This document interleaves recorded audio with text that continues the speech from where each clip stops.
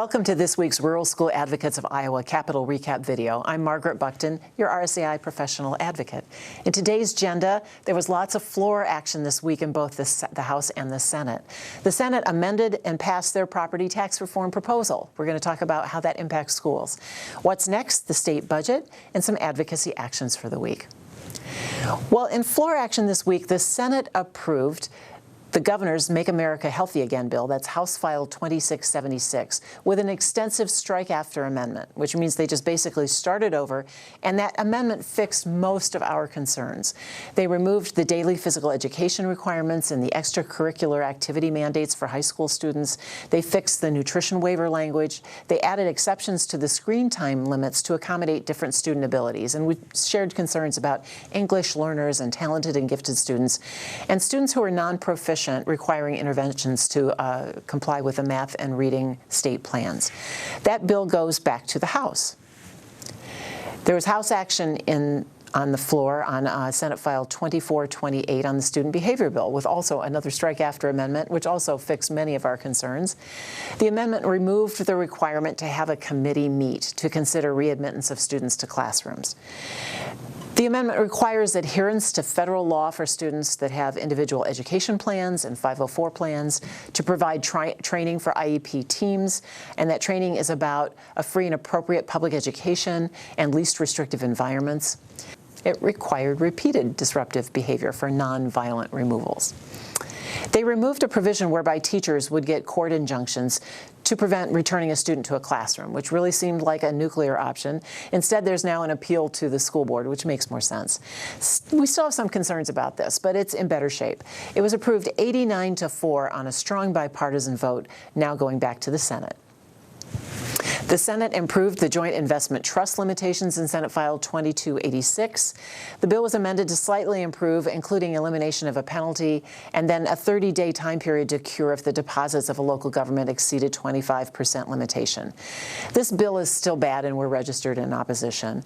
Districts are earning much better interest rates than your local banks can give you with liquid deposits at many local banks. And when your bank can match, you certainly give them the business. Some local banks cannot even handle school deposits on their current insurance protection. The bill passed the Senate 32-13, now over to the House, where its future is less certain. Senate File 2472 was the Senate's property tax reform bill, and it received also a big amendment in consideration on the floor of the Senate this week. This bill is a complete overhaul on the property tax system, and it certainly is going to impact valuation with all kinds of credits and exemptions and rollbacks, but we're just going to focus on the things impacting schools directly. Division 3 is about school taxes and budgets.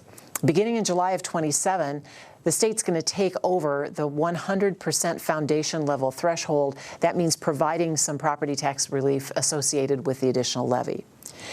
The management of fund requirements that have been in every version of the property tax bill for the last couple of years are still in there. It requires the School Budget Review Committee to review and make recommendations regarding limitations on management fund expenditures and ending balances, and then it limits the management fund levying authority for school districts based on the average of the prior 3 years' expenditures to not exceed 180% beginning July 1st of 2028, scaling down to 165% by July 1st of 2031, and staying at that level.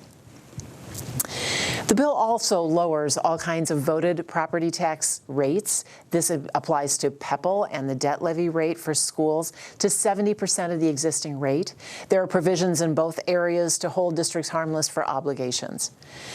The bill also states that the levy rate limitations shall not apply to the payment of general obligation bonds approved for issuance at an election held or before last November of 2025 that are sold on or after May 1st of 2026. So it allows a transition period for those of you that approved those bond elections last November. It allows local governments to post property tax statements on websites by March 15th, and it excludes taxes assessed on new data centers and web search portal businesses to be exempt from tax increment financing diversion beginning July in 2027.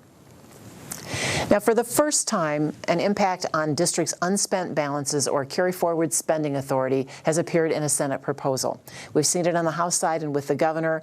The details are very similar. It requires, beginning on or after July 1st of 26, a school district's actual unspent balance from the preceding year, that's your carry-forward spending authority, that's used to calculate your authorized budget shall not exceed 35% of the school district's prior year expenditures unless you go to the SBRC and ask for a greater amount than they authorize it.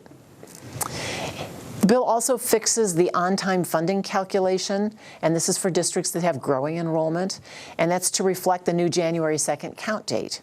So in the formula funding bill this year, they require that count in January, and they will average the October and January counts to come up with your budget enrollment.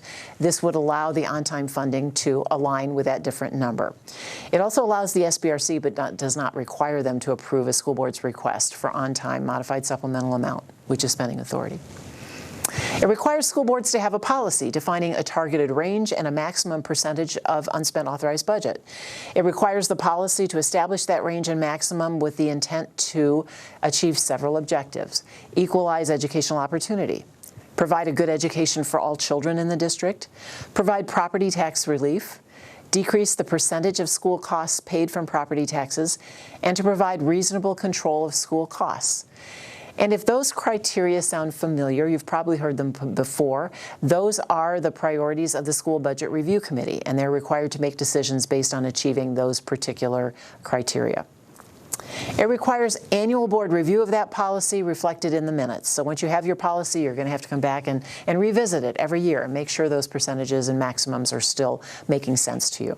This division is effective on enactment.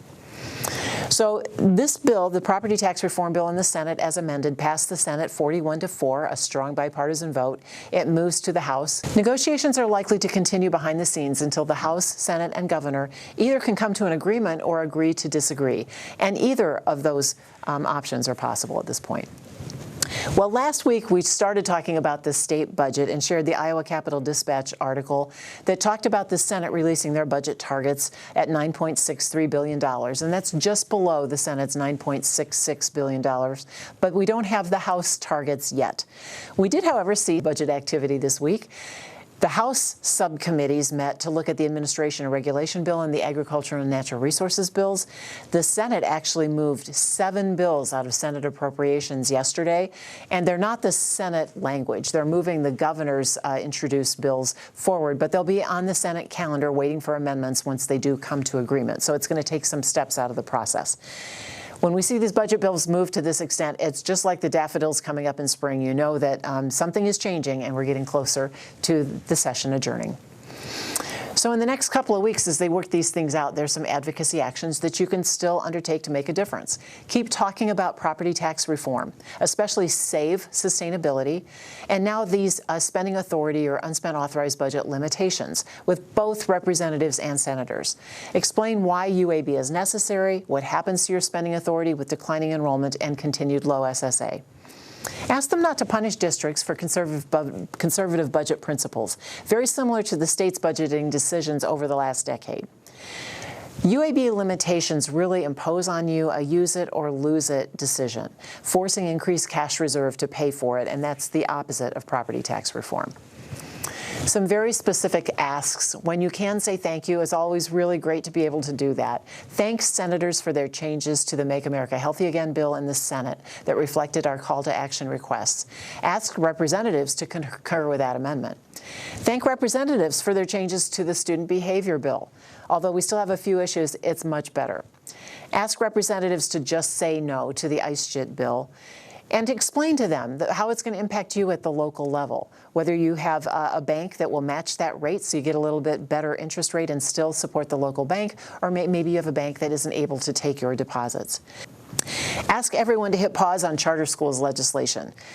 The expansion is happening at a record clip without these changes necessary. Stay close to your email to look for and act on any calls to action as the session closes down. Thanks to our Rural School Advocates of Iowa corporate sponsors. We appreciate their support and connection to rural school districts. Check out the corporate sponsor page on the RSAI website for more information about how to access their services. And if you have a company or service that you think would be supportive of rural schools, please send them our way. You can get access to so many RSAI advocacy resources on the Legislative Priorities webpage. Click there to get access to these videos and feel free to share them. Position papers, weekly reports, calls to action, and more. Check out this week's detailed written report for all of the actions at the State House. We'll see you next week.